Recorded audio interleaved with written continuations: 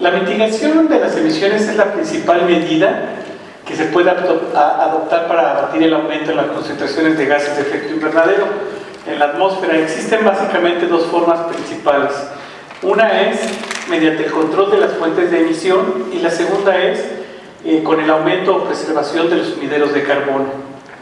Ahora bien, ¿de dónde vienen las emisiones? ¿Por qué se generan? ¿Quién las genera? ¿Para qué se generan? Esas son las preguntas que tenemos que resolver para ir en cada uno de los sectores identificando qué es lo que vamos a hacer. Entonces, una opción de mitigación se define como toda aquella acción que dé como resultado una reducción en las emisiones del sector determinado. Por ejemplo, la eficiencia energética, que reduce el consumo de la electricidad y en consecuencia la quema de combustibles que se necesitan para generar dicha electricidad.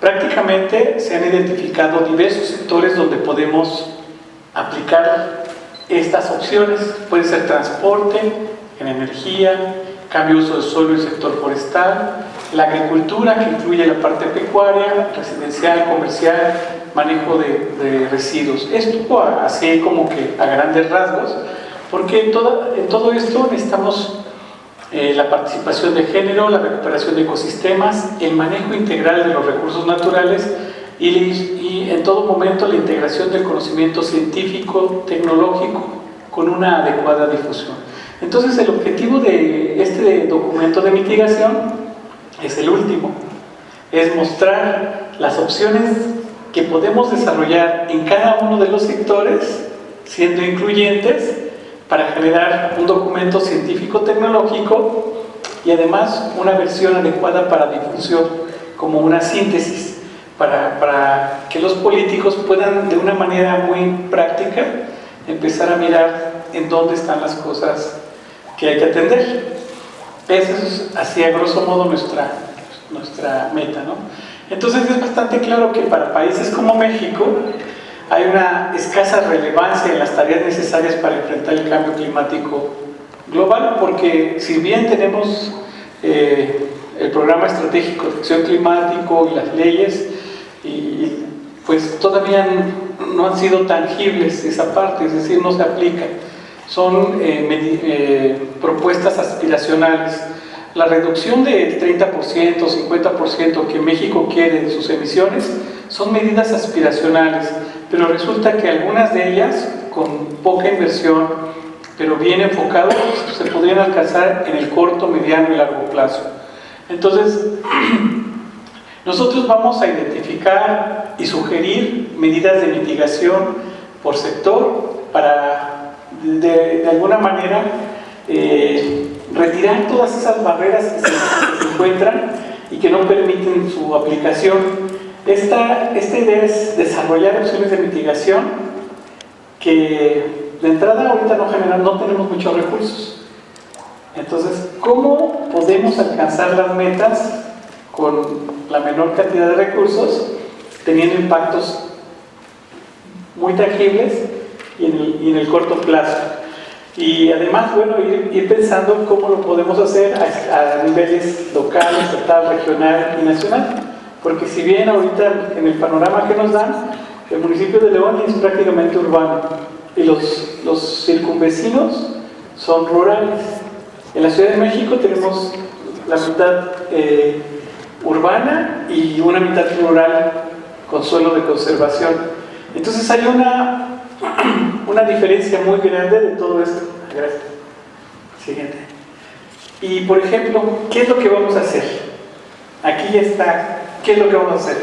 El grupo 3 pues va a presentar una introducción muy breve de todo el contenido del capitulado. Hemos identificado 20 capítulos.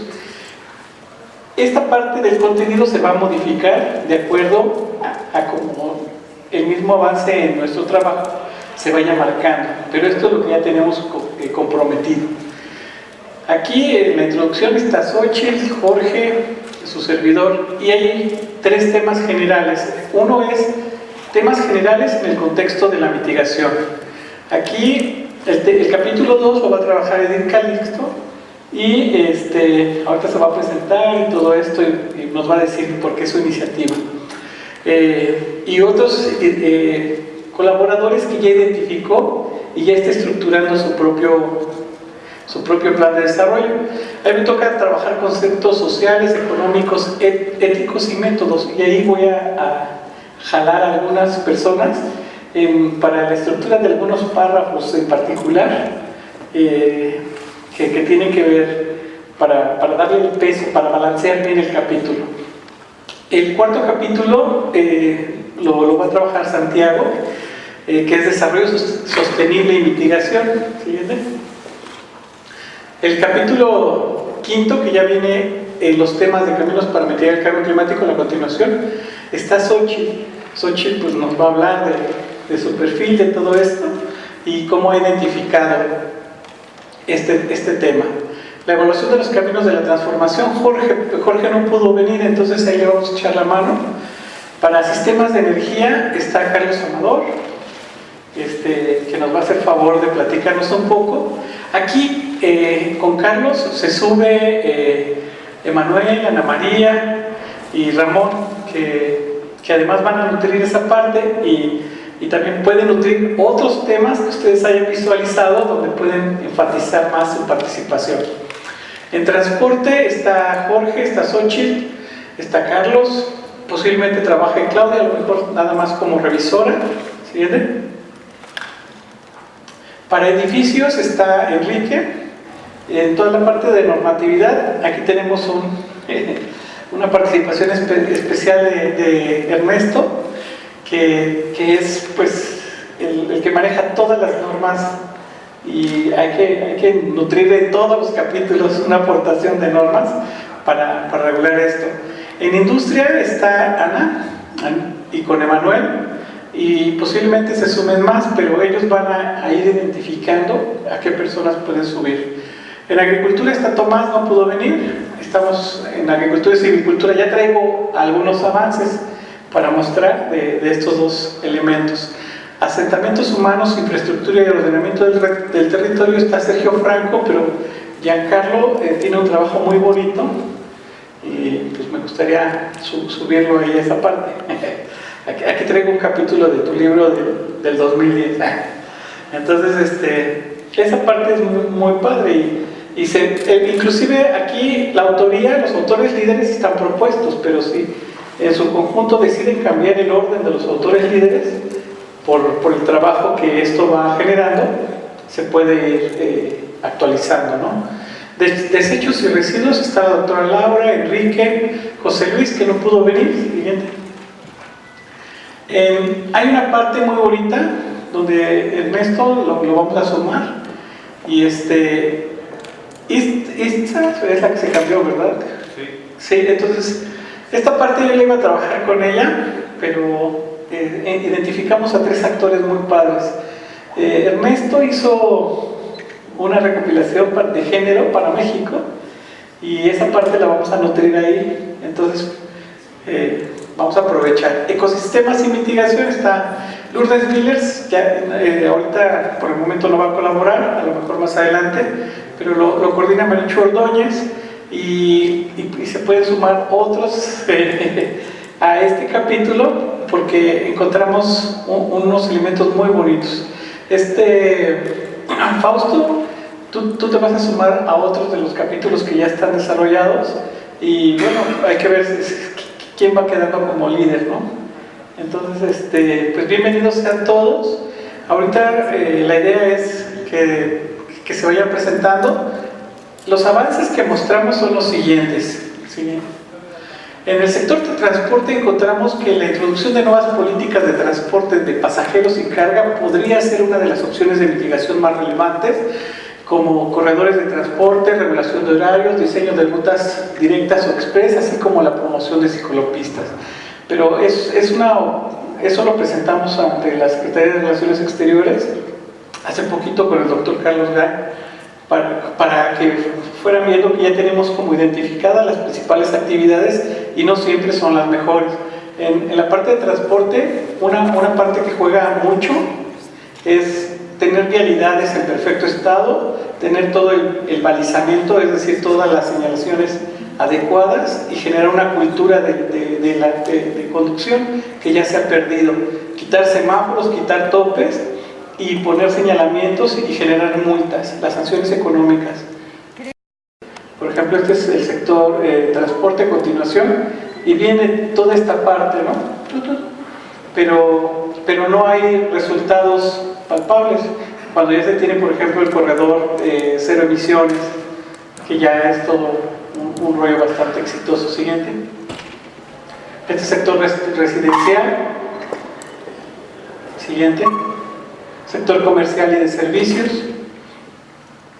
Y por ejemplo aquí el desarrollo y aplicación de normas obligatorias sobre la eficiencia energética, materiales de construcción y utilización de fuentes renovables de energía. Y esa parte no se había contemplado. Siguiente. Impulso a programas masivos de ahorro de energía en edificios, promoción de programa para que las flotas vehiculares de las empresas utilicen combustibles limpios. Siguiente. Sector público, toda esta parte.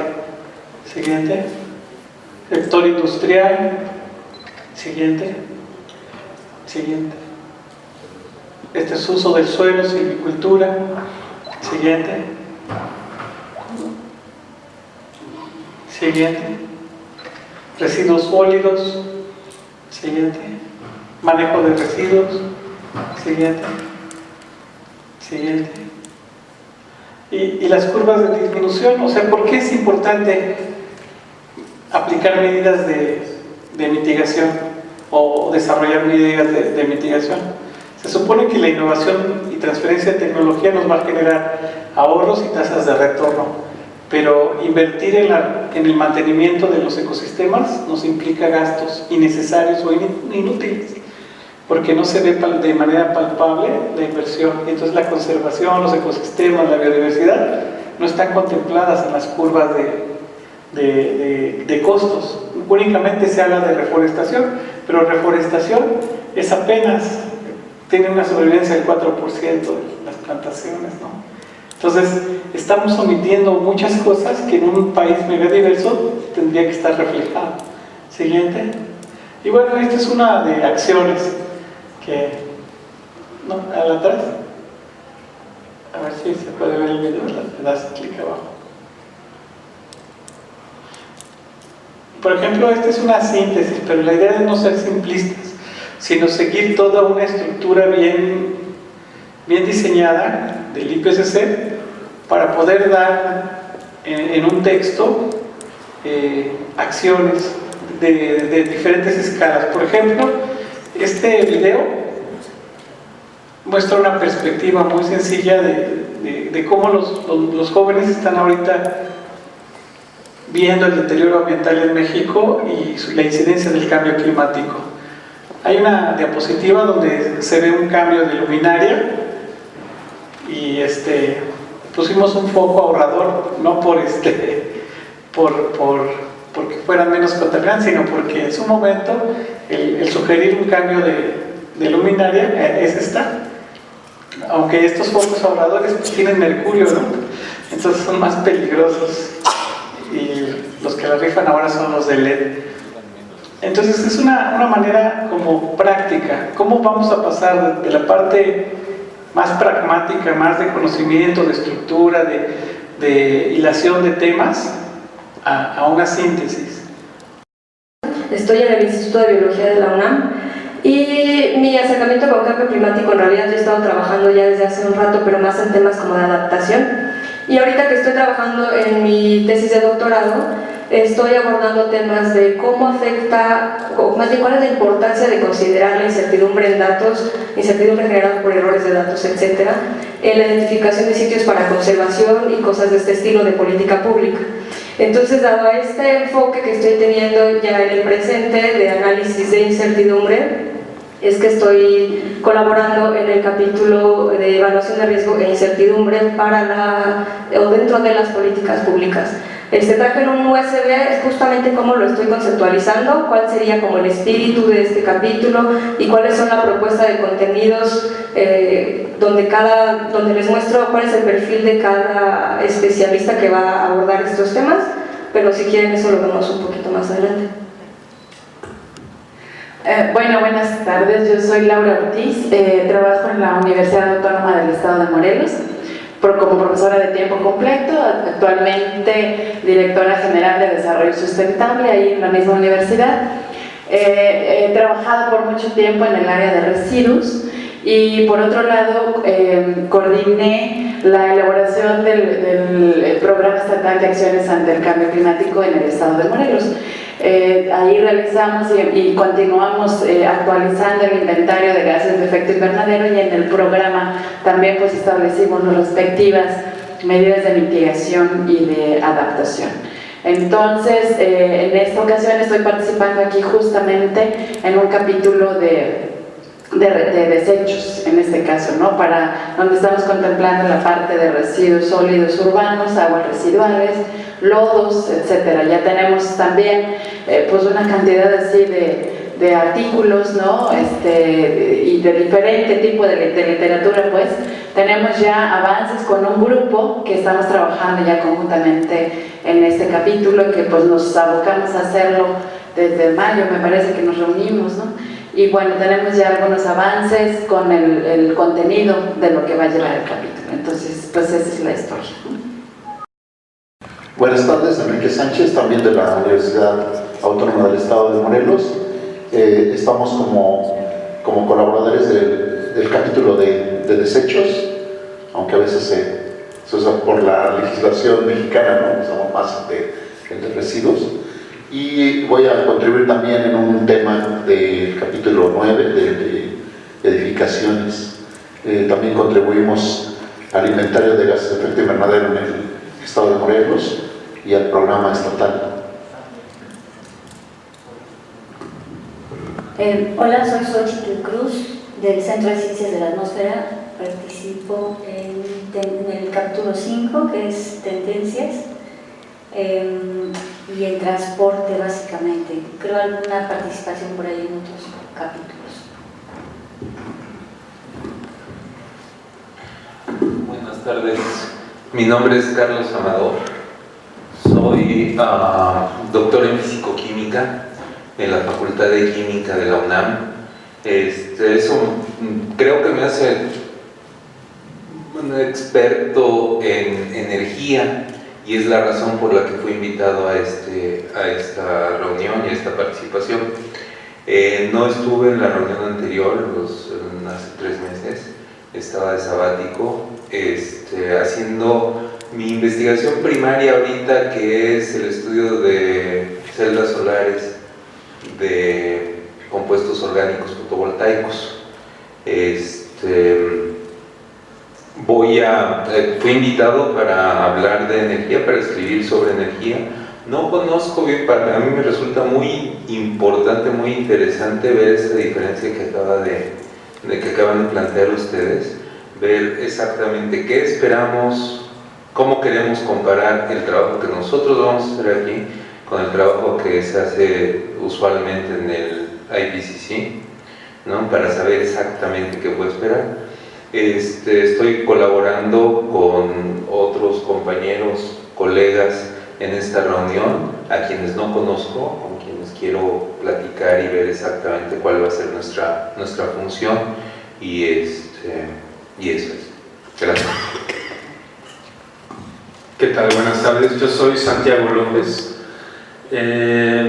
agrónomo de formación, y estuve mucho tiempo fuera de México, en Francia y en Holanda, y hace relativamente poco regresé a México al CIMIT, que es el Centro Internacional de Mejoramiento de Maíz y Trigo, para trabajar, porque yo he trabajado mucho con el análisis de sistemas agrícolas y de manejo de recursos naturales y la evaluación multicriterio con respecto a sustentabilidad. Ahora estoy trabajando desde hace 1 año y medio en aspectos de adaptación al cambio climático de sistemas agrícolas. Ahora, principalmente en África y en Asia. Entonces yo llevo ya 15 años que no tengo contacto con lo que está pasando en México en términos ni de adaptación ni este tipo de cosas de cambio climático. Entonces Benjamín me invitó a participar en la parte de desarrollo sustentable y mitigación, porque yo he trabajado mucho con la parte de sustentabilidad. Y bueno, en mayo, porque no sé dónde andaba en México, porque ando casi la mitad de mi tiempo fuera de México, entonces no pude asistir a la reunión de mayo. No he tenido mayor contacto con nadie. Ahora, antes de esta reunión, traté de preparar un poco cuáles son mis ideas de mitigación y desarrollo sustentable y la sustentabilidad de sistemas que podría compartir. Tengo ahí unas 7 diapositivas que podríamos discutir para ver también, porque no he identificado todavía quiénes serían los coautores, los colaboradores, etc. Antes de eso quería ver bien cuál es el objetivo de cada capítulo del reporte entero, que supongo que ya se discutió eso mucho en la reunión que tuvieron en mayo, pero necesitaría yo ponerme al día al respecto. Manuel Gómez, trabajé, en cambio climático llevo un rato trabajando. Empezamos con el doctor Mario Molina con las primeras comunicaciones y estudios de mitigación, y después estuve en los talleres de Comisión Federal de Electricidad.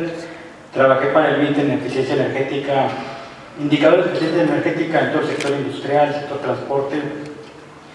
Realmente uno de los retos es precisamente los datos que tienen todos, ¿no? Y bueno, ese pensar tuvimos con el MIT. Y trabajé para el Banco Mundial con el estudio MEDEC que hicieron en el 2008-2010. Y ahorita voy a estar colaborando en la parte industrial y un poco en energía. Buenas tardes, yo soy Ana María Gómez. Bueno, yo soy ingeniera química, pero me he dedicado desde la universidad a cuestiones de medio ambiente.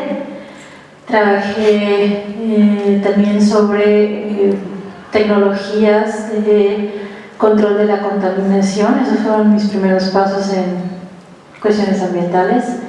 Trabajé en Pemex, trabajé en el Centro Mario Molina, también trabajé en la Semarnat como directora de normatividad, y actualmente estoy también en la CFE evaluando externalidades en proyectos hidroeléctricos, pero también estoy en el Instituto de Energías Renovables terminando un doctorado cuyo tema es el desarrollo energético sustentable a nivel local, y estuve en la Quinta Comunicación como experta en industria y energía, haciendo pues toda la parte de revisión e integración de la información en esos dos sectores.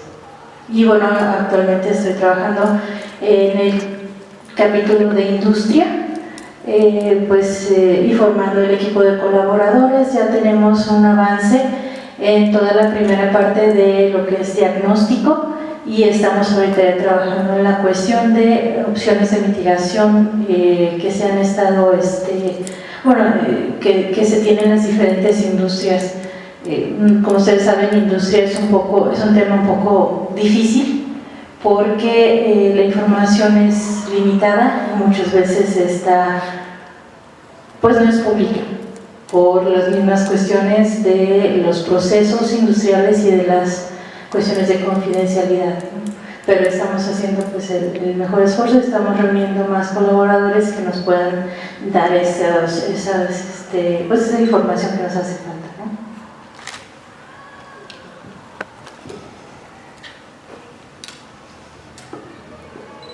Hola, soy María Jesús Ordóñez, vengo del Centro Regional de Investigaciones Multidisciplinares de la UNAM.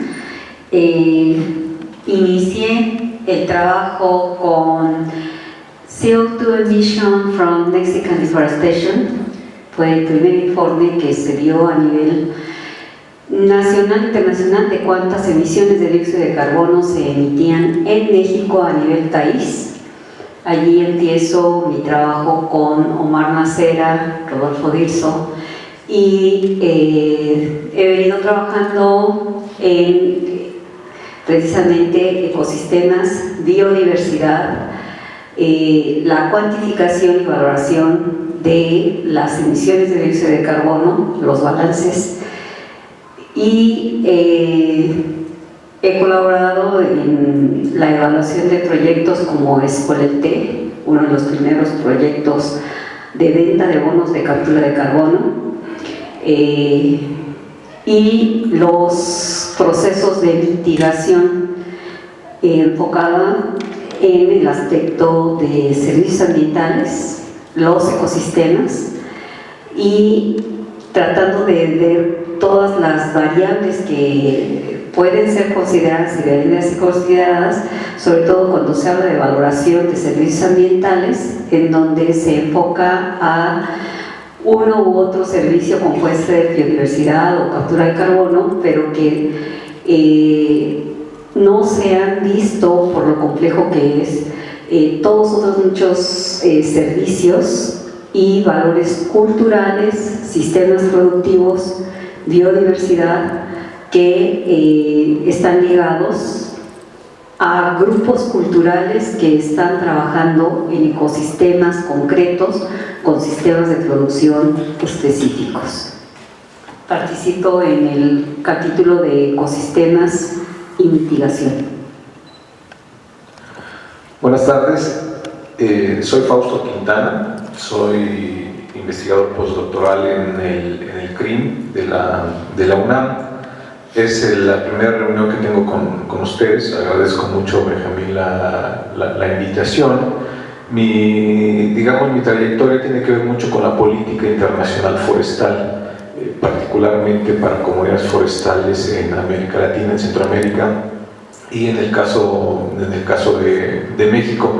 Yo estoy muy interesado en participar en el tema de la Red Plus, cómo ha evolucionado y desarrollado este proceso en el caso de México. Por eso mi participación está en el capítulo 15, que es el capítulo de la cooperación internacional, pero en los siguientes capítulos, particularmente las políticas nacionales y locales o regionales, pues voy a tener que participar de una u otra forma, porque el objetivo es ver cómo RED se ha desenvuelto en el caso de México, particularmente a través de la estrategia nacional, y después cómo ha ido, si es que va permeando o no va a permear el trabajo de las comunidades forestales en el caso de México. Entonces, eso es lo que me gustaría hacer con el grupo, y reitero mi agradecimiento a la invitación. Ernesto Vector, mucho gusto a todos. Muchas gracias a Antonio Ordóñez por la invitación. Yo me he dedicado en los últimos 15 años a la elaboración de normas de ISO a nivel nacional e internacional, y nacional formando los comités de normalización, y a nivel internacional representando a México para la inclusión como país dentro de las normas ISO.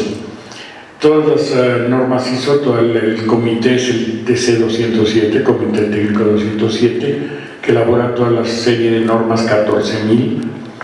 Esta ha sido muy interesante porque tiene una participación de toda la elaboración de una norma de gas de efecto invernadero, cambio climático, ecoetiquetado de productos, y ahora toda la nueva ola que se dio en los últimos 5 o 7 años de huella de carbono y huella de agua.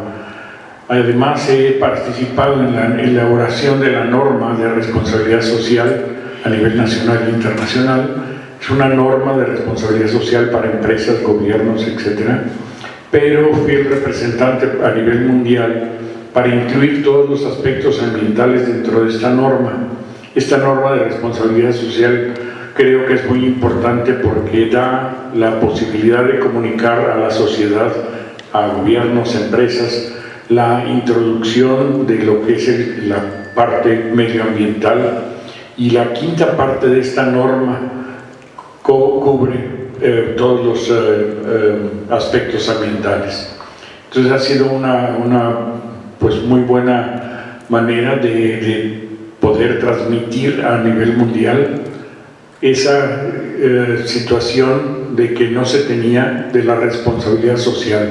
Ahorita se habla mucho de responsabilidad social, y ahorita hay una responsabilidad ambiental también que es directamente hecha, y es, pues yo creo que donde debería de todos estos programas empezar, porque si no hay responsabilidad social, todos los demás proyectos y conceptos como que no se entienden, y eso es lo que nos falta en México. Pero específicamente fui invitado ya que yo elaboré un programa de edificaciones sustentables, que esto lo hice aproximadamente hace unos 6-7 años, lo ofrecí este programa a Semarnat, nada más que estaban un poquito ocupados y no me pusieron mucha atención. Y entonces me dirigí al gobierno del Distrito Federal. Afortunadamente tuve un poquito de eco, o mejor eco que en otras partes, y lo implementamos desde 2008. El programa de edificaciones sustentables, que fue un poquito incipiente al principio, pero realista para lo que es la situación mexicana, y ahorita está tomando bastante fuerza. Ya llevamos a edificaciones certificadas en sustentabilidad y, por ejemplo, certificamos las oficinas del Infonavit, que tiene una azotea verde con 380 metros de una pista para correr en la parte de arriba. Tiene una cantidad de metros cuadrados impresionante de azotea verde. Y son cosas que pues yo creo que eso es lo que necesitamos ahorita en México. Pero cuando me invitó el señor Antonio Ordóñez y me dijo edificaciones, le dije, pues creo que puedo cooperar con esto, porque esto ya no es un proyecto, sino ya es una realidad con la cual se puede hacer una reducción bastante fuerte en toda la sustentabilidad de las edificaciones, ahorrando energía, agua, residuos, etc. Y esto ya lo implementamos, se está llevando a cabo. Tenemos pensado en los siguientes 12 meses certificar entre 300 y 400 edificaciones en la Ciudad de México, apoyado por el gobierno del Distrito Federal. Gracias. Escandón, multidisciplinario por exclusión. Con esto lo que quiero decir, bueno, es de que mis primeros pininos en términos de ordenamiento territorial comunitario fueron en Oaxaca, en comunidades de la Chinantla, con César Carrillo Trueba. Posteriormente estuve también manejando los mapas de vegetación para Escoleltec desde el Ecosur. Posteriormente, como no me gustaba y no me gusta el aspecto de pago por servicios ambientales vía carbono, porque es básicamente una relación asimétrica, proseguí en mi exclusión hacia el proyecto Tlalpan, la doctora Claudia Sheinbaum. Ahí hubo oportunidad de trabajar con comunidades y de alguna manera u otra el proyecto sigue jalando hasta la fecha, a pesar de que nosotros salimos. Posteriormente fui funcionario de gobierno, la subdirección de cambio climático, fui subdirector de cambio climático, y ahí el principal debate fue en que el Banco Mundial presionaba para que se incluyeran todos los terrenos del suelo de conservación para captación de carbono, a lo cual uno que otro necio se opuso. Y más bien fue el principio de cómo decantó el proyecto de Metrobús, ¿no? Vía fondos ambientales globales. En particular ahí la crítica hacia el gobierno de Marcelo Ebrard es que eso se convirtió en deuda con los otros corredores, pudiendo haber sido proyectos GEF, pero es otra cosa. Posteriormente pasé como coordinador de campaña de Greenpeace, la campaña de energía y cambio climático. Ahí hubieron también ciertas cosas que me gustaron mucho, otras que no. Y bueno, posteriormente, después de varios años de consultoría, estoy participando como investigador asociado aquí en el programa de investigación en cambio climático. A mí lo que me interesa sobre todo es ver cómo se tratan aspectos vinculados con periferia urbana y políticas de conservación. O sea, creo que ese es un tema que cuando se tratan, por ejemplo, asentamientos humanos irregulares siempre se omite, siempre es un tema discrecional. Entonces, bueno, a ver de qué manera le entramos, si se puede o no se puede, en este esquema IPCC. José Antonio Ramón Muñoz Ledo Carranza. Nada más Ramón Muñoz Ledo, por favor. Fui el coordinador de los primeros 10 inventarios nacionales de gases de efecto invernadero en México. Hicimos los inventarios, bueno, soy ingeniero metalúrgico, no tengo nada que ver con esto. Llegó un trabajo al Instituto de Investigaciones Eléctricas, como sabía algo de cómputo, dijeron, ¿quién lo hace? Lo tienes que hacer, ¿no? Entonces empecé a trabajar con la metodología de IPCC. Ahorita es muy fácil bajarla, tiene muchos apoyos de programas programas en Excel. En ese tiempo lo único que nos daban era los factores, algunos tips de misiones y tenía uno que hacer todo. Yo hice toda la programación en Fortran y realizamos los inventarios de 1985 a 1994 pagados por SEDUE. Posteriormente empezaron los programas en la universidad, en el cambio climático, en el Centro de Ciencias de la Atmósfera, y empezamos a trabajar. Trabajé hasta 2004, de 2004 en adelante dejé de colaborar y ahora estoy intentando regresar. Se supone que tengo conocimientos, trabajo para el Instituto de Investigaciones Eléctricas, se supone que tengo conocimientos de energía, y podemos colaborar algo en lo que es la mitigación de energía. Hay bastante de dónde cortar. Quisiera, de ser posible, trabajar en el transporte por dos cosas. Una, hemos hecho algunas cuestiones de transporte, y dos, porque con Jorge Gasca somos de los iniciadores, somos de los 8 locos que yo llamaba, que empezamos en 1990. Y es muy fácil trabajar. Hicimos alguna metodología con apoyo de España, una metodología latinoamericana de mecanismos de desarrollo limpio, y hemos trabajado en varios foros con él. Pudiera también trabajar en industria, tengo algunos conocimientos, pero a lo mejor no sería mucho mi apoyo, mi aportación, ¿no? Bueno, buenas tardes, soy Giancarlo Delgado, soy investigador del Centro de Investigaciones Interdisciplinarias en Ciencias Humanidades de la UNAM. No, es que se la quise el nombre. Junto con Xochitl estuvimos como autores líderes del AR5 en el grupo 3. Yo estuve en el grupo 12 de infraestructura y asentamientos humanos, y trabajo desde hace mucho tiempo, desde hace más de 10 años trabajo en temas de sustentabilidad, específicamente de cambio climático, unos 6-7 años, y en los últimos 4 o 5 años he estado trabajando en 2 proyectos. Uno que ya terminamos con el PIN, que era digamos un balance output-input de el uso de biocombustibles en México y sus proyecciones hasta 2030, y terminamos recientemente un proyecto que lo sigo manteniendo, pero ya sin financiamiento, a ver cómo sigue después, pero es sobre estudios metabólicos de las ciudades, y somos hasta donde sabemos, hay 2 autores que han hecho esto en América Latina, junto con nosotros, de estudios metabólicos de megaurbes a nivel latinoamericano, y que es bastante curioso que después de darles mucha lata a los del GDF, en el nuevo plan mencionan el tema de la necesidad de hacer indicadores derivados de metabolismo urbano, saber qué sucede por ahí. Bueno, eso. Clemente Rueda, secretario técnico del PIN. Llevo desde 1997 analizando sistemas financieros globales. Evidentemente ese es también el tema de doctorado. Estoy ahí unos días. Y evidentemente 6 años dedicados a cambio climático. Entonces, ahí tenemos algunas cuantas publicaciones, algunas a nivel internacional. Está por salir una nueva en Springer. Hemos publicado en español también, por supuesto. Por mi formación académica, no solamente veo temas financieros, sino la parte de la sociología, la ciencia política, la filosofía política y todo eso debido al cambio climático. Entonces, mi expertise es mucho más amplio, mucho más diverso, y si Jorge se quejaba de que es extraño, pues yo soy un bicho raro. Esta idea del reporte de México,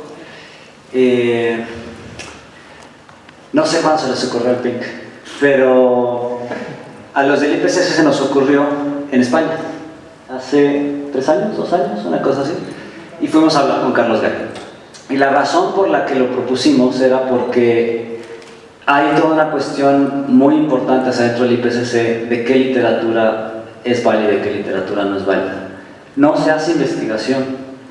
Tienes un tiempo específico para ver si hay algún tema que no está publicado, preparas tu paper, lo publicas y lo citas, pero no puedes hacer investigación y poner tu investigación ahí, de eso no se trata.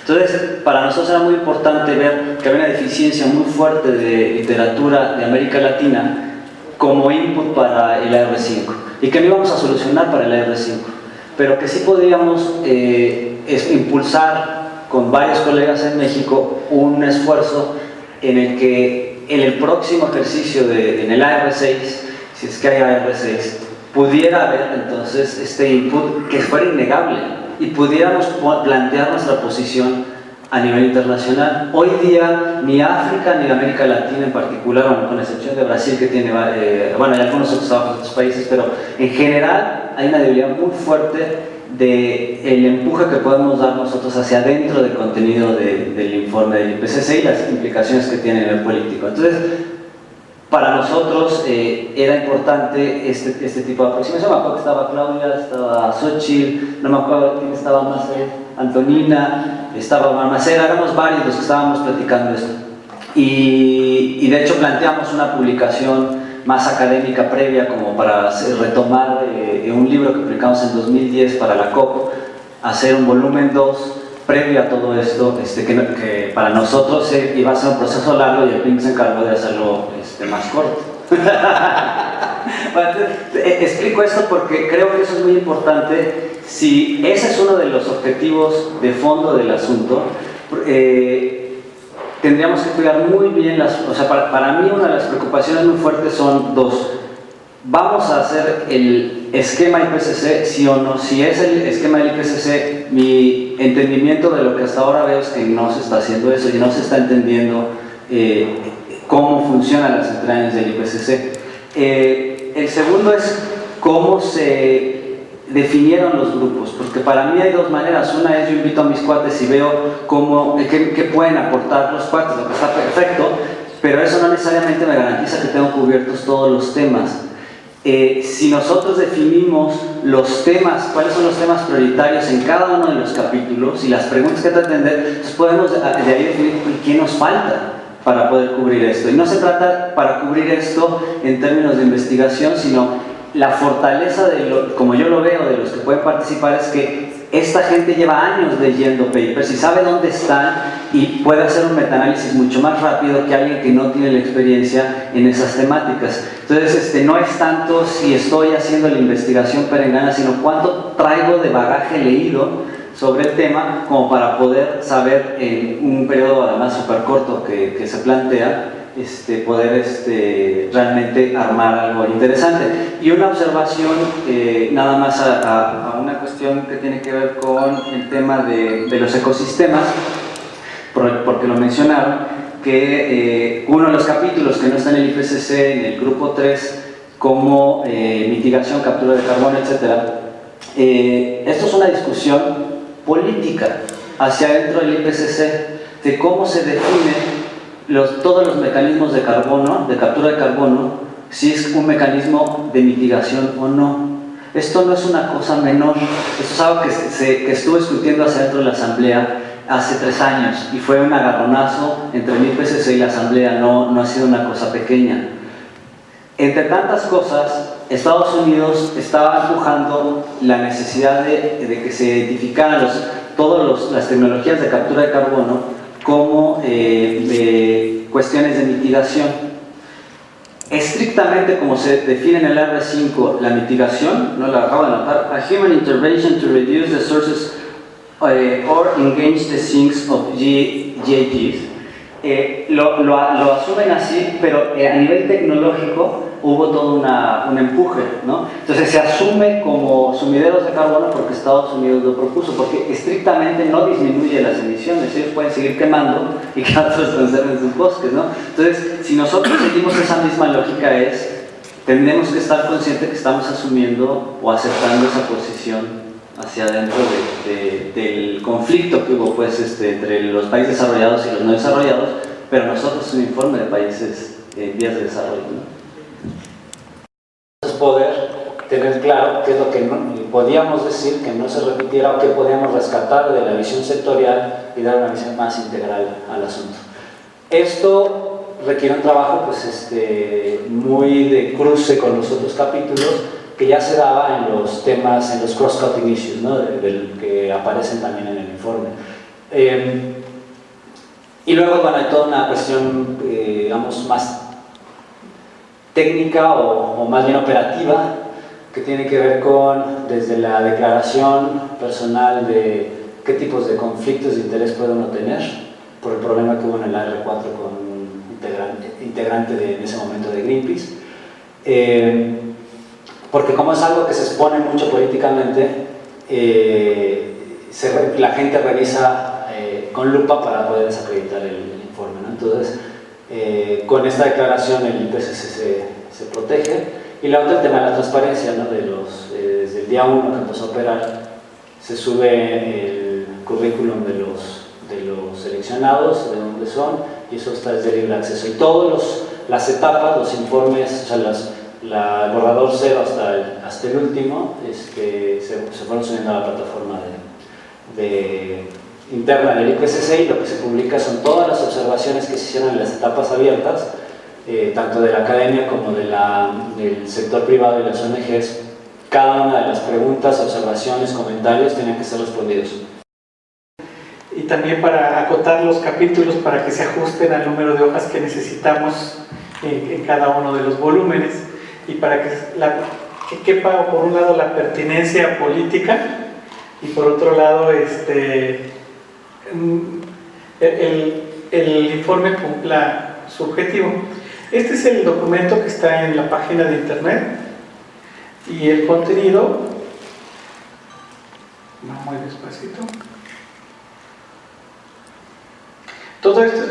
esta información se las voy a pasar, todos los capítulos, toda la estructura, para acotar, digamos, el tema, y prácticamente todo el contenido del documento ya está vertido en los principales temas que identificamos para mitigación. Aquí hay que aclarar dos cosas. Vamos a hablar de cambio climático y de la investigación que se realiza en México, resaltando todos los artículos de mexicanos, ya sean en inglés, francés, en español, que estén disponibles para sustentar esto y darle el peso que merece una comunicación, un reporte mexicano. Estos temas atienden diferentes preguntas de investigación, que en este caso los pusimos como mensajes clave. Por ejemplo, para la introducción, la primera parte es ¿qué aprendimos de las comunicaciones nacionales, de la primera a la quinta? ¿Cuáles son los nuevos retos para las próximas comunicaciones en materia de mitigación? ¿Por qué? Porque los otros grupos van a tener base científica, adaptación y vulnerabilidad. Nosotros nos vamos a concentrar prácticamente en mitigación. Entonces no vamos a poner nada de adaptación y de vulnerabilidad, sino solamente de mitigación en cada uno de los contextos de manera adecuada. De esa manera nuestra carga de trabajo se va a ir reduciendo, se va a ir acotando, y así vamos a ir puliendo el documento. En su momento va a ser revisado por pares, es decir, otros investigadores que todavía no están en la lista nos van a aportar con sus recomendaciones.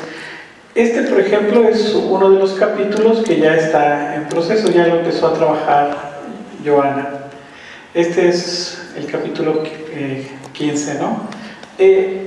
Joana le escribió a varias personas, pero todavía no le contestan para confirmar su participación. Entonces, aquí están. Mensaje clave como planes ambiciosos, y dice: faltan urgentemente definir acciones concretos e implementarlos. Entonces, prácticamente ya empieza la redacción del documento atendiendo a estos mensajes clave y sustentándolos. Ya aquí vienen referencias nacionales que nos permiten irle dando peso. Después va a haber una corrección de estilo para que todas las palabras estén de manera adecuada. Bueno, de inicio yo les voy a contar que yo me integré al equipo hace apenas ni siquiera 2 meses, yo creo, un poquito antes de salir de vacaciones, y todo lo que sabía, digamos, a partir de lo que yo comencé a trabajar, es que vamos a partir de este capítulo que está aquí del lado izquierdo, ¿no? Que es el capítulo número 2 del quinto reporte.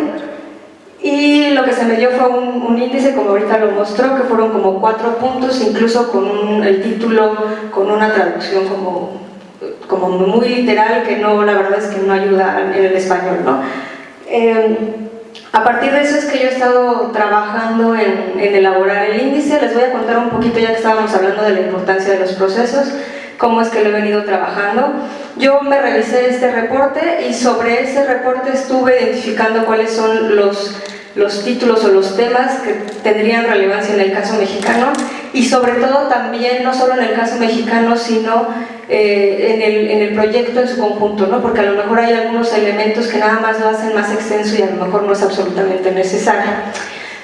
Yo hice una propuesta de contenidos temáticos y sobre eso fue que empecé a buscar a los autores que iban a colaborar con nosotros en este proyecto.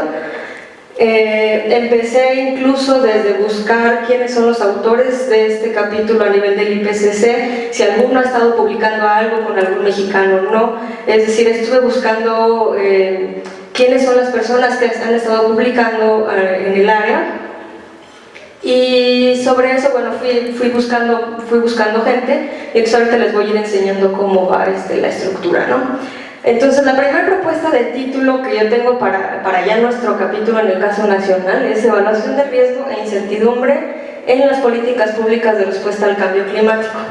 Incluso allá abajo tengo una segunda propuesta, pero me parece que la primera por ahora es suficiente. Si avanzas, por favor.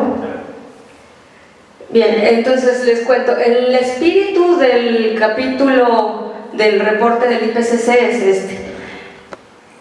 Lo que busca este capítulo es hablar sobre la importancia que tiene considerar la incertidumbre, ya sea por ejemplo en datos, incertidumbre generada por datos erróneos o por falta de datos incluso, pero también incertidumbre generada por la falta de acuerdo derivada justo de estos procesos. Es decir, cuando no sabemos o no tenemos la información clara respecto de algún fenómeno, esto genera que haya muchos desacuerdos, porque entonces no estamos claros en qué es lo bueno o qué es lo malo de hacer respecto a la falta de los datos, ¿sí? Entonces el espíritu de este capítulo 2 es, bueno, mostrar la importancia que tiene considerar estos procesos de incertidumbre y además de los diferentes factores de riesgo en la elección de políticas públicas. Ese es el espíritu, y la lógica que está detrás de todo esto es que en países en vías de desarrollo no hay mucho chance de equivocarse. Es decir, aunque no sepamos muchas cosas, aunque haya falta de datos, no hay mucho chance para estarnos equivocando, sobre todo en los países en vías de desarrollo, ¿no? Si le das a la que sigue. Entonces, en el caso del capítulo que nos toca en este caso, justamente lo que yo estoy proponiendo es esto. Dado que somos un país en donde los recursos son limitados, o si ustedes lo quieren llamar un país en vías de desarrollo que además de los recursos tiene otros asuntos como lo que ya se mencionaba en relación de las cuestiones políticas, etcétera, es indispensable evaluar el nivel de riesgo e incertidumbre en la información que va a apoyar la toma de decisiones, ¿sí? Es decir, es absolutamente indispensable, tenemos que tomar en cuenta cuál es el nivel de incertidumbre y cuáles son los factores de riesgo que van a estar influyendo en nuestra toma de decisiones. Y bueno, para eso entonces lo que estoy proponiendo en términos generales que se atienda en este capítulo es, bueno, cómo se están tomando esas decisiones actualmente, es decir, cómo lo estamos haciendo y si se están considerando incertidumbre y riesgo en el diseño de políticas a nivel de país. Si das a la que sigue. Bueno, la primera parte estaría a mi cargo directamente, que es la parte como fuerte en la que yo me desarrollo. Hablar un poco, pues como les decía, que la incertidumbre y el riesgo, qué tipo de incertidumbres son importantes en la toma de decisiones, pero sobre todo obviamente para políticas climáticas, y cuáles de estas incertidumbres son más importantes para México, ¿no? Esta sería la parte, digamos, de conceptos básicos o elementales. La siguiente. Y aquí en la parte fuerte ya he identificado una buena cantidad de colaboradores.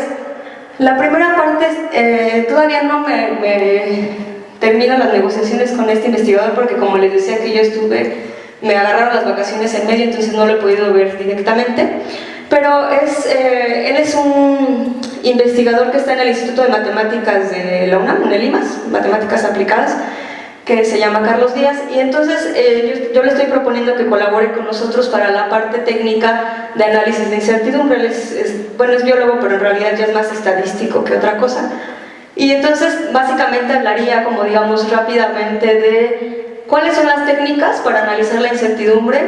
Y, por ejemplo, hablar de análisis de diferentes escenarios, ensamble de posibilidades, conocimiento de experto, cómo se puede integrar, etc. Y pues la idea sería a qué se refiere cada uno de estos y en qué casos es más recomendado el uno o el otro. Después tendríamos Eduardo García Frappoli, que estaría hablando del principio precautorio y la toma de decisiones robusta. Él es un investigador del CIECO, de la UNAM. Comenzamos. Sí me gustaría que me echaran una mano aquí porque estoy confundido y aterrado del reto a tomar aquí. Había preparado unas slides para mostrarles, creyendo que todo el mundo nos íbamos a presentar un poco. Yo ya me digo presente, pero sí me gustaría que quedara claro el hecho de mi background agronómico, pues, ¿no? O sea, yo cuando pienso en mitigación, pienso en barbecho, manejo de residuos, fecha de siembra, ¿no? Dentro de las ciudades, sí es cierto, transporte, sí es cierto. Entonces, a lo que yo estudiaba agricultura y agricultura sustentable ya bastantes años y me he metido más en la parte de evaluación de sustentabilidad desde los 90 con Mar Macera, Marta Stier y otro grupo de investigadores, principalmente agrícolas, manejo de recursos naturales. Hicimos un marco de evaluación de sustentabilidad de sistemas agrícolas y de manejo de recursos naturales que se llama MES. Y después, bueno, seguí haciendo cosas, hice después un doctorado en análisis multiescala de sustentabilidad y mucho de mi trabajo ha sido bastante teórico sobre qué es la sustentabilidad, qué es la sustentabilidad y la evaluación de sustentabilidad a diferentes escalas y utilizando técnicas principalmente multicriterio, multimodelación. Entonces, y con casos específicos en Mali y en Francia. Ahora hace un año y medio es cuando empiezo a trabajar con cambio climático, principalmente en adaptación. Digo, en la parte de... trabajé con el manejo de purines de cerdo. Y que todo era con un análisis del ciclo de vida. Entonces teníamos mucho sobre emisiones, potencial de emisiones. Y pues ahí yo ahí usé 2% de nitrógeno en los fertilizantes, se pierden los factores IPCC de alguna manera, ¿no? Y la discusión en agronomía y un poquito de la discusión en Ecobalance y toda la ecoeficiencia agronómica. Hay reuniones cada 2 años sobre eso y toda una sesión es sobre incertidumbre, ¿no? Porque pues, no tenemos ni idea de los procesos biológicos al interior del suelo que hacen que se generen diferentes tipos de formas de nitrógeno, complicadísimo. Pero recientemente me metí en la parte de cambio climático porque como en teoría yo sé evaluar sistemas agrícolas por diferentes criterios, usando modelos para hacer escenarios, me contrataban para evaluar escenarios principalmente de adaptación. ¿Cómo se van a adaptar los sistemas campesinos a base de maíz en África al cambio climático y cómo se van a adaptar los sistemas en base de trigo en Asia al cambio climático? Entonces, la producción pues, puede producir servicios ambientales, puede producir recreación, ¿no? Puede producir varias cosas. Pero tiene que ser productivo, especialmente cuando ya lo estamos manejando como sistema, cuando vamos a poder tomar una decisión para cambiar nuestro sistema de transporte, tiene que ser productivo. ¿Cómo medimos la productividad? Bueno, número de personas, kilómetros transportadas por día, o si cómo medimos cada sistema tendrá su manera de medir la productividad, depende de la escala y depende de la información que tenga. Después hablamos de que tiene que ser estable el sistema, ¿no? Tiene que ser de una manera en que el sistema se pueda reproducir a largo plazo, digamos. Entonces, como agrónomo, pero usted seguramente dentro de sus propias disciplinas y sectores, hemos hablado mucho de fertilidad del suelo, ¿no? Cuando vamos a lugares que no le pones nada de fertilizante ni nada al suelo y produces 1 tonelada, pues eso no lo vas a poder producir todo el tiempo porque estás extrayendo los nutrientes del suelo, ¿no? Entonces es como la minería. Entonces, la minería es una actividad no estable, no tiene dureza a largo plazo. Y después algunas propiedades relacionadas que todas están muy relacionadas, ¿no? La productividad, muchas veces vamos sobre una productividad a corto plazo alta a costa de una baja estabilidad del sistema, como la minería, como la agricultura minera, digamos.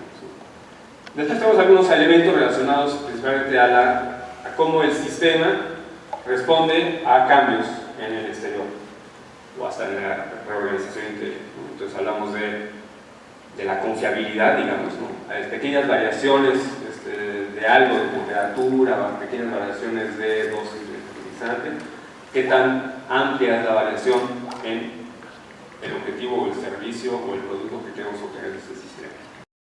Lo entiendan Suficientemente adecuado. Y que Así debe como ir lo dirigido dice- a los políticos también. Sí. Entonces, ese es el reto comunicativo. Sí, exactamente. Yo les voy a leer, miren, este documento se repartió en la COP16, que es un documento que dice Género y Cambio Climático en México. ¿Dónde está el debate? Y dice, la agricultura temporal es también susceptible al cambio climático debido a las modificaciones de los regímenes de precipitación, la reducción de rendimiento, la erosión de suelos, la expansión de plagas y los riesgos por eventos hidrometeorológicos extremos. Y después surgen varias preguntas. Una de las preguntas más importantes que hicieron es ¿cómo afecta la disminución de la superficie apta para el cultivo de maíz a las mujeres y a los hombres? ¿Cuántas mujeres y cuántos hombres se dedican a la agricultura de temporal?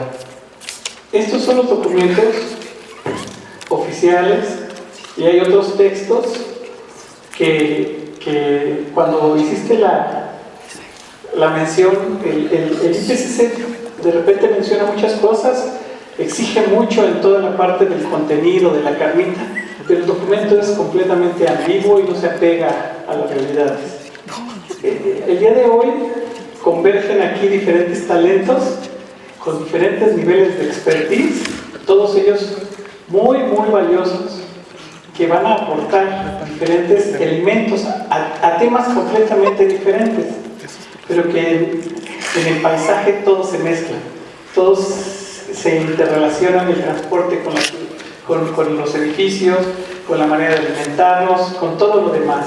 Entonces, por eso algunos temas son diferentes en forma, en contenido, en presentación, pero van a ver el producto final que sí va a tener muchas diferencias, completamente, porque son temas bien diferentes que se abordan desde diferentes perspectivas y donde vamos a necesitar elementos, ejemplos prácticos, menos pragmáticos, pero que nos sirva para marcar la diferencia entre el reporte mexicano y el reporte del IPCC. Muchas gracias. Con este comentario pues ya nos retiramos. Les agradezco mucho a todos ustedes.